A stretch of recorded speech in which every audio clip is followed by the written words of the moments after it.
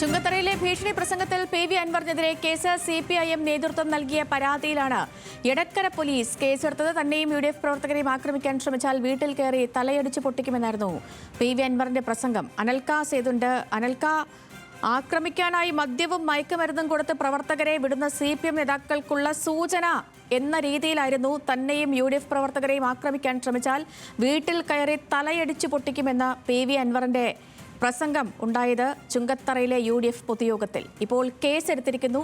വിവരങ്ങൾ.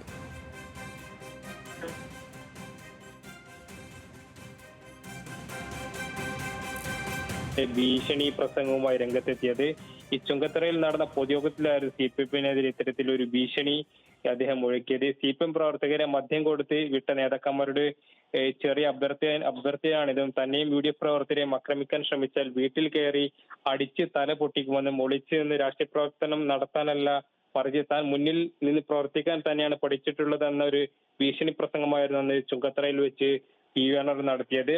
അതായത് ഇതിനാസ്പദമായിട്ടുള്ള സംഭവം നമുക്കറിയുന്നത് പോലെ തന്നെ ഈ ചുങ്കത്തറയിലെ സിപിഎം ഭരണസമിതിക്കെതിരെ ഈ യു.ഡി.എഫ് കൊണ്ടുവന്ന അവിശ്വാസ പ്രമേയത്തിൽ എൽ.ഡി.എഫിനോടൊപ്പം നിന്ന നിസൈബ സുധീർ ഈ യു.ഡി.എഫിന് അവിശ്വാസ പ്രമേയത്തിൽ യു.ഡി.എഫിന് അനുകൂലമായിട്ട് വോട്ട് രേഖപ്പെടുത്തിയിരുന്നു. ഇതുമായി ബന്ധപ്പെട്ടാണ് ഈ ഇത്തരത്തിൽ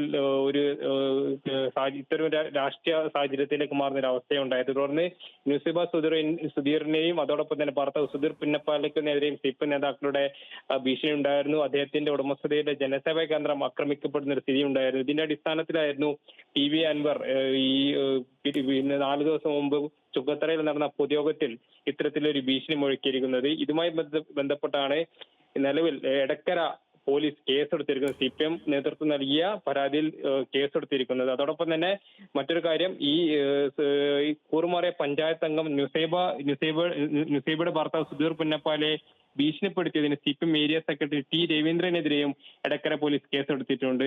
സേതുലക്ഷ്മി. ശരി, അനൽക സേതാണ് വിവരങ്ങൾ നൽകിയത്. ചുങ്കത്തറയിലെ ഭീഷണി പ്രസംഗത്തിൽ പി.വി. അൻവറിനെതിരെ കേസ്.